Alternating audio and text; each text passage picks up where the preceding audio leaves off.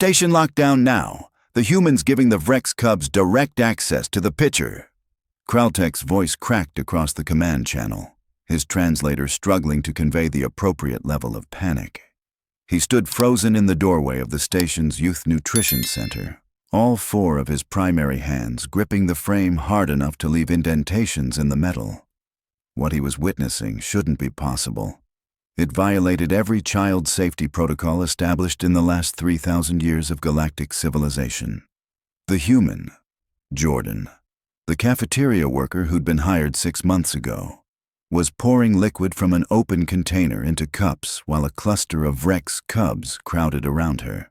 But that wasn't the crisis.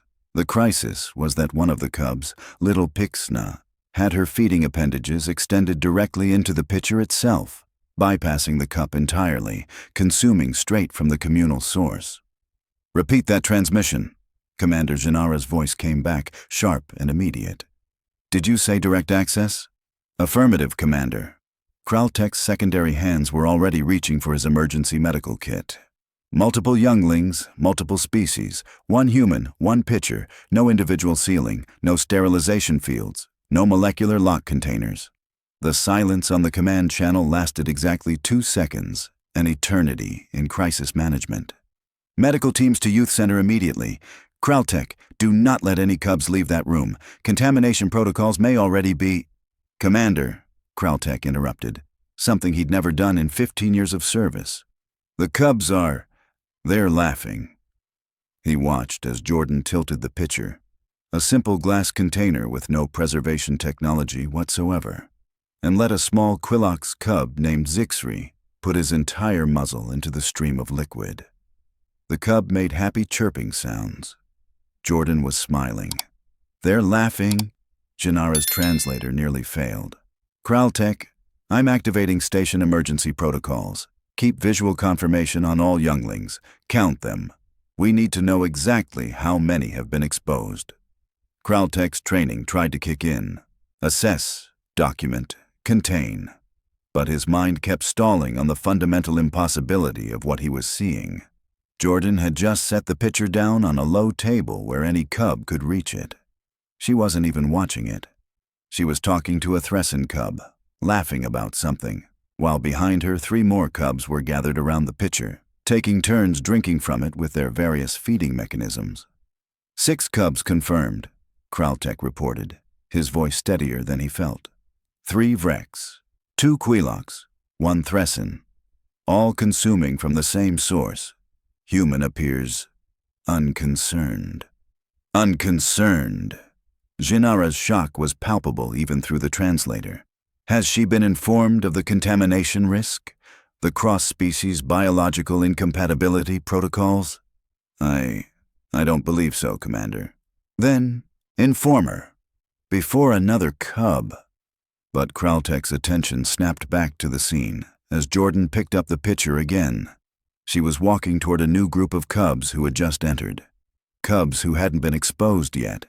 Cubs who were about to— "More incoming," he transmitted quickly. "Human is approaching additional younglings with the contaminated source." He wanted to rush in. Every instinct screamed at him to intervene. But station protocol was clear. In a biological contamination scenario involving multiple species young, you didn't risk expanding the exposure field until medical teams arrived. If he went in there, he might spread whatever human pathogens were now swimming in that pitcher to other areas of the station. Jordan crouched down to the new cub's level, the pitcher in one hand. "Hey guys, want some juice? It's the orange kind today. I made it fresh this morning." Fresh. She made it. No synthesizer, no molecular assembly, no certified nutrition laboratory. She had physically prepared this liquid herself and was now distributing it to children of 3 different species whose biological systems had never evolved to process the same compounds. "Medical teams arriving in 30 seconds, Jinara transmitted. "Kraltek, I need you to—" "Commander, she's doing it again. Human is pouring. Cubs are— "Commander, they're asking for more." It was true. Pixna had finished drinking and was holding her cup up toward Jordan, making the pleased chittering sound Vrex young made when they wanted additional nutrition. Jordan was refilling her cup from the same pitcher. The one that Pixna had put her appendages directly into. The one that was now biologically compromised by contact with Vrek's saliva, skin cells, and whatever microorganisms lived in a Vrek's child's feeding system. And Jordan was giving that contaminated liquid to a Quailox cub. "This is Dr. Thexil," a new voice cut into the channel. "I'm 90 seconds out with full decontamination equipment. Security chief, has the human been restrained?" "Negative, she's—" Kraltek watched as Jordan produced something from her pocket. Small objects wrapped in colored material. She was giving them to the cubs. "She's distributing additional items. Unknown composition. Do not let any cubs consume unknown substances." Thexil's usual calm was gone. "If those items are human food products, the chemical incompatibility could—" A Quailox cub bit into one of the wrapped objects. Kraltek's translator picked up the cub's delighted sound. "It's sweet. It tastes like crystal fruit." "Too late," Kraltek transmitted. "Consumption has occurred." The youth center door burst open behind him as the medical team arrived, Dr. Thexil in the lead with his full emergency kit deployed. The Mordani physician took one look at the scene and went completely still, his 3 eyes widening to their maximum aperture. "By the founders," Thexil whispered. "She's added ice to the liquid." Kraltek looked back. Thexil was right. The pitcher now had small frozen chunks floating in it. Temperature differential. Another protocol violation. Younglings' digestive systems required temperature-controlled nutrition to prevent cellular shock. Everyone knew that. It was basic biology. Jordan was handing cups of the ice-contaminated liquid to cubs who were drinking it with obvious enjoyment. "Commander," Thexil transmitted, his voice tight with controlled panic. "I need immediate authorization to sedate the human and evacuate all younglings to medical isolation." "Authorized," Jinara replied instantly. "All personnel are authorized to use necessary force to prevent further contamination. Kraltek, you're cleared to—" "Wait." Thexil had moved closer, his medical scanner active. He was pointing it at the nearest cub. Little Zixri, who was giggling and playing with the ice chunks in his cup. "Commander, I'm reading—" "This can't be right." "What can't be right, Doctor?" "The cub's biosigns. They're optimal. Better than optimal. His immune system is showing increased activity, but it's not distress. It's positive activation. His pleasure response indicators are higher than I've ever seen in a Quailox young." Kraltek watched as Jordan noticed them standing in the doorway. She smiled, actually smiled, and waved. "Hey, you guys want some juice too?" "I made plenty." She lifted the pitcher. "Fair warning, though. The cubs have been pretty grabby with it, so it's definitely got some backwash situation going on." Backwash. Kraltek's translator needed 3 full seconds to process that term and provide context. When it did, his secondary hands clutched his medical kit hard enough to crack the casing. She knew the cubs had contaminated the liquid. She was aware of the biological cross-contamination, and she was offering it to them anyway, like it was normal. "Human Jordan," Thexil said carefully, his scanner still active and pointed at the cubs. "Are you aware that what you're doing violates 47 galactic child safety regulations?" Jordan looked confused. "What? The juice? It's just orange juice. Fresh squeezed this morning. Some water, some natural sugars. The kids like it." "The kids are 3 different species with completely incompatible digestive biology," Thexil said.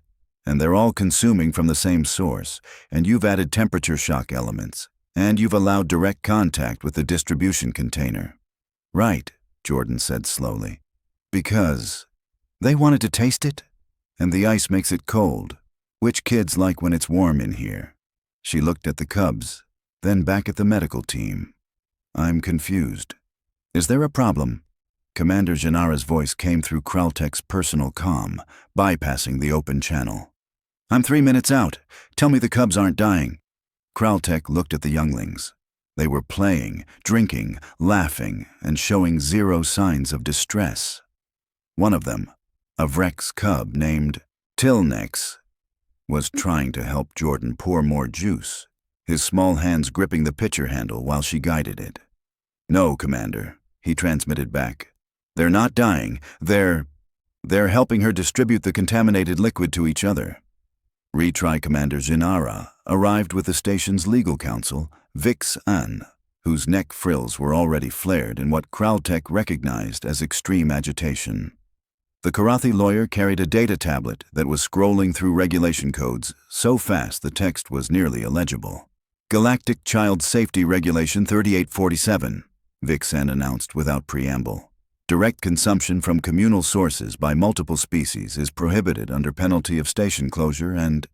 She stopped mid-sentence, staring at Jordan, who had just handed the pitcher itself to Pixna. The cub was holding it, drinking from it, and passing it to Tilnex. They're passing it to each other? Vixen's translator made a sound like breaking glass. Been doing that for about 5 minutes now, Kraltek confirmed. Jordan was crouched down with the Thressin cub, wiping some spilled juice off his chin equivalent with a cloth. Oops, got a little on you there, buddy.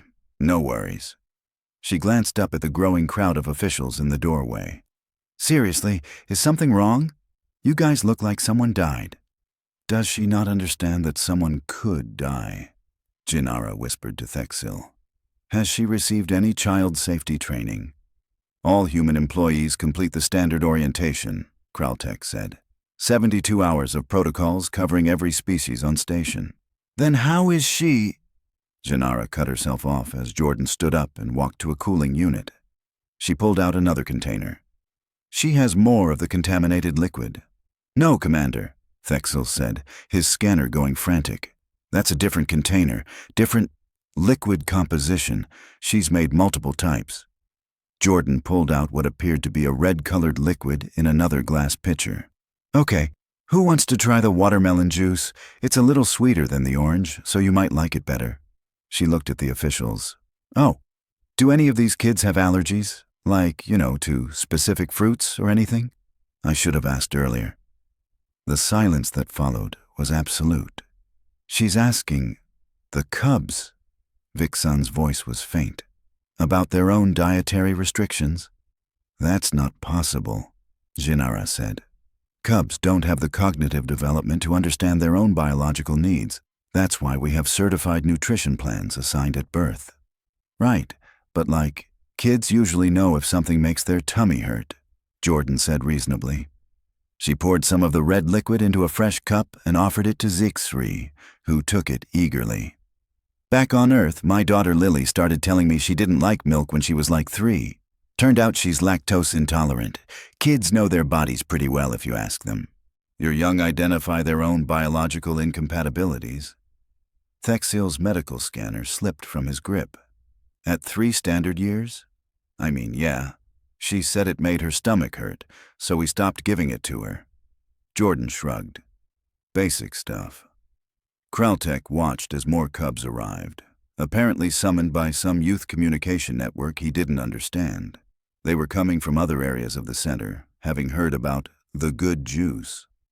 Within minutes, there were 12 cubs clustered around Jordan, 4 species now, and she was calmly pouring from both pitchers, letting cubs choose which color they wanted. This is a diplomatic incident, Vixen said quietly. The parents. We need to contact all the parents immediately. Already done, Jinara said grimly. They're on their way. Retry. The first parent through the door was Krexal, Pixna's sire, his scales shifting through alarm colors so rapidly they created a strobing effect. Where is she? Where's my daughter? The emergency alert said biological contamination. He stopped.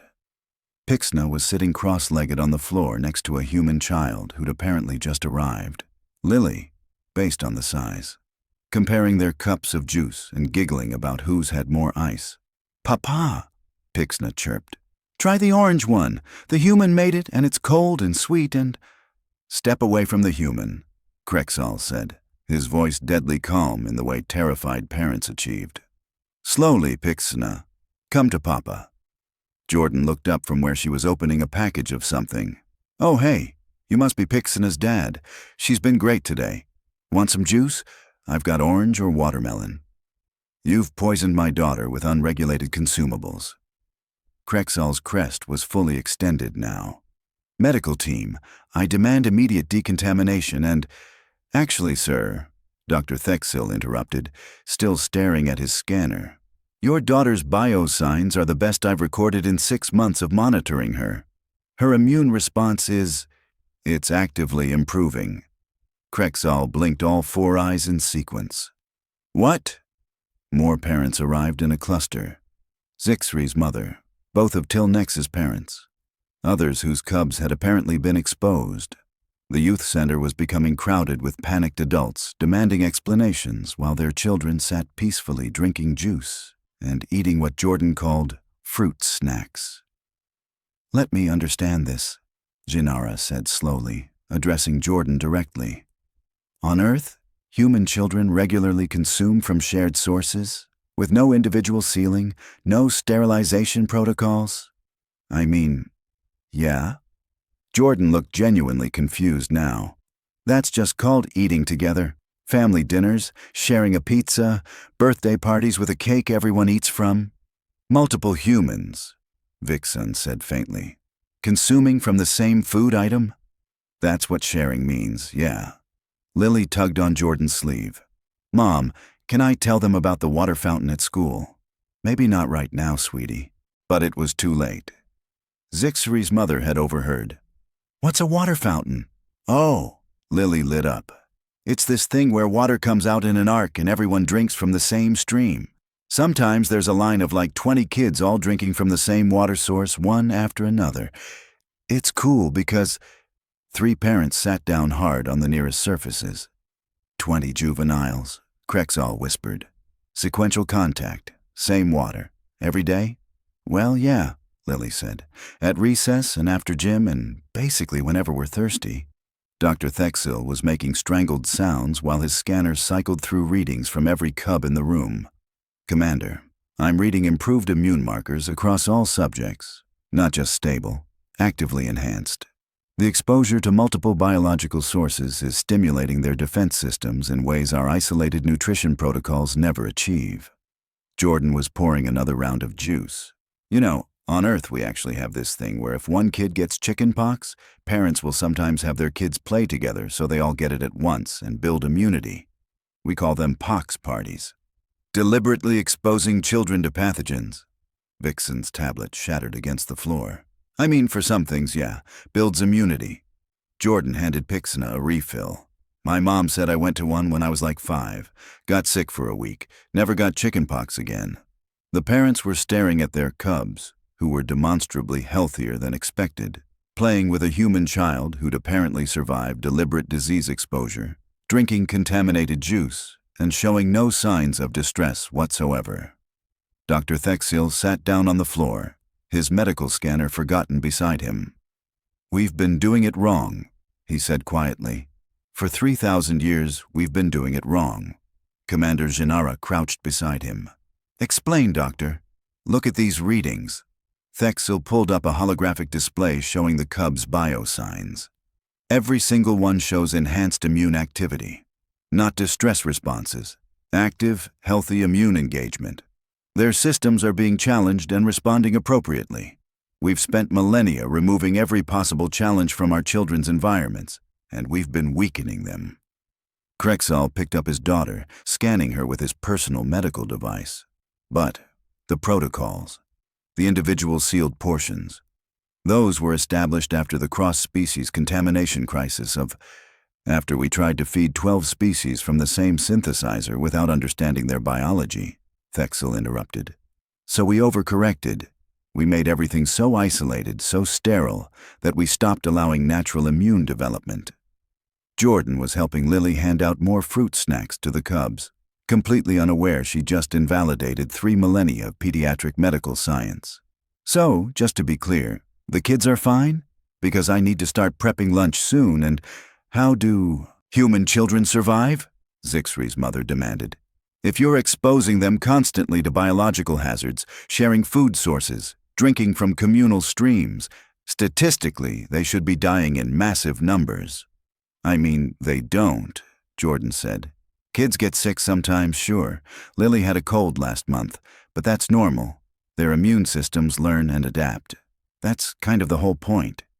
The whole point of what? Of being a kid. Jordan shrugged. You eat dirt sometimes. You share food with your friends. You drink from the water fountain. Your body learns what's dangerous and what's not. By the time you're an adult, your immune system is basically a trained fighter. Lily nodded seriously. I ate sand at the playground last week. It was gross, but I didn't get sick or anything. Every parent in the room made identical sounds of horror. Your young consume ground particulates? Krexal's scales had gone completely white. Voluntarily. I mean, she's 7, so I doubt it was super voluntary, Jordan said. Probably a dare or something. But yeah, kids do gross stuff, and mostly they're fine. That's just childhood. Dr. Thexil was pulling up historical medical data, his 3 eyes scanning rapidly. Commander, I'm finding research, suppressed research from 200 years ago. A fringe group of xenobiologists theorized that our sterile protocols were preventing proper immune development. They were dismissed as reckless. They were right, Gennara said softly, watching as Pixna and Lily shared a cup of juice, passing it back and forth between them while discussing something that made them both giggle. The humans proved they were right just by being normal. Vixen had retrieved her shattered tablet and was frantically typing. This will require Galactic Council intervention. Every child safety protocol will need review. The legal implications alone. Start with something small, Jordan suggested. Maybe try, I don't know, shared fruit bowls. Let kids pick their own snacks from a common container. See how it goes. Shared fruit bowls. Gennara tested the words like they were alien artifacts. You're suggesting we completely restructure child nutrition protocols based on fruit bowls. I'm suggesting you let kids be kids, Jordan said simply. They're tougher than you think. Pixna looked up at her father, juice mustache and all. Papa, can we have the juice at home, please? Krexal looked at his daughter's undeniably healthy readings, then at Jordan, then back at his daughter. I need to think about this. The Emergency Galactic Council session was called for the following morning. Commander Gennara found herself standing before representatives from 47 different species, trying to explain how a human cafeteria worker had accidentally revolutionized pediatric medicine with a pitcher of orange juice. Let me ensure I understand correctly, Council Speaker Vothran said, his antennae twitching with what might have been disbelief. You're proposing we dismantle 3,000 years of child safety protocols because human juveniles share beverages. Not dismantle, Council Speaker. Reevaluate. Gennara pulled up the medical data Dr. Thexil had compiled overnight. Every cub exposed to the human's juice showed marked immune system improvements within 6 hours. We've been monitoring them continuously. Not one adverse reaction. Not one. But the contamination risks are what we've been told to fear, Dr. Thexil interrupted, stepping forward. I've spent the night reviewing suppressed research and comparing it to human medical databases. Humans don't just survive communal food consumption. They thrive because of it. Their immune systems are trained through constant, manageable exposure to foreign elements. A Quilox representative stood. You're asking us to deliberately expose our children to biological hazards. I'm asking you to let them develop naturally, Thexil countered. The humans call it building immunity. We've been preventing that process for millennia. Back at the station, Jordan was setting up the youth center for what she'd been told was now an experimental pilot program. The name made her roll her eyes, but whatever. If it meant the cubs could have normal snack time without triggering station-wide emergencies, she'd call it whatever they wanted. Pixna arrived first, her father trailing behind with visible reluctance. Juice day, the cub asked hopefully. Juice day, Jordan confirmed, pulling out 3 different pitchers. Orange, watermelon, and I tried making apple this morning. Want a taste test? Krexal's scales rippled with anxiety, but he didn't intervene as Pixna grabbed a cup and held it out. More parents arrived with their cubs, forming a nervous cluster near the door while their children rushed to the table Jordan had set up. You're certain this is safe? Zixri's mother asked for the 4th time. Ma'am, I've been doing this with kids since I was 16 and worked at a summer camp. Jordan said, pouring juice. Nobody's died yet. That's not actually reassuring, the mother muttered. But she didn't pull Zixri away. Lily arrived with 3 of her friends, human children from the station's small Earth contingent. They immediately integrated with the alien cubs, showing them how to hold the pitchers properly and demonstrating what Lily called the no-spill-pour technique. See? You tilt it slow, Lily instructed a fascinated Tilnex. Too fast and it goes everywhere. My mom taught me when I was like 5. Dr. Thexil was recording everything with medical scanners, building what he called baseline data for natural immune development protocols. Jordan mostly ignored him. She was busy preventing a juice-pouring contest between 2 enthusiastic Vrex cubs. Human Jordan, Commander Jinara said, entering with Vixan. The Council has approved your pilot program. Pending successful implementation, we'll be rolling out family-style nutrition distribution to 17 other stations. Cool, Jordan said, wiping up a spill. Does that mean I can do pizza parties next month? The kids have been asking. What's a pizza party? Jordan grinned. Oh boy. So, pizza is this flat bread with sauce and cheese and toppings, and everyone eats slices from the same large pizza, and sometimes you share slices, and... Jinara's translator made a staticky sound. Everyone, same pizza. That's literally what pizza is for. Sharing. I'll add that to the extended implementation timeline. Jinara looked at the cubs, who were now playing a game that involved passing cups of juice in a circle while singing something. Are they supposed to be doing that? They're playing Ring Around the Rosie Juice Edition, Lily explained. I taught them. It's fun. Vixan was typing frantically. I need to file 17 new variance requests. This much fun can't possibly be regulation compliant. Jordan started collecting empty cups, several cubs rushing to help her. Okay, who wants to help me make lunch? We're doing sandwiches today. Communal sandwich preparation? Dr. Thexil's voice cracked. With the cubs handling the food ingredients? It's called cooking together, Doc. Kids love it. Jordan headed toward the kitchen area. Come on, team. Wash your hands first. Whatever you've got that counts as hands. The cubs thundered after her, chattering excitedly about sandwich options. The parents stood frozen, watching their children disappear into a kitchen with a human who was about to let them touch food before it was consumed. Krexal looked at Jinara. Should we stop this? Jinara watched through the kitchen window as Jordan lifted Pixna up to help spread something on bread, both of them laughing. No, she said slowly. I don't think we should. Lily emerged from the kitchen, spotted her mother, and called out, Mom, can Pixna and Zixri come over this weekend? I want to teach them about s'mores. Jordan's response carried clearly from the kitchen. Sure, sweetie. We'll do a backyard campfire thing. Dr. Thexil sat down heavily on the nearest chair. What's a s'more? I don't know, Jinara said, but I'm scheduling a medical team to be on standby. In the kitchen, Jordan was completely oblivious to the paradigm shift she'd created, focused entirely on teaching 6 cubs the critical life skill of peanut butter distribution. One of them asked if they could lick the spoon when she was done. She said yes. 3 parents fainted. By the time lunch was served, sandwiches that the cubs had helped make, cutting vegetables with supervised knives and spreading ingredients with their own appendages, the medical data was irrefutable.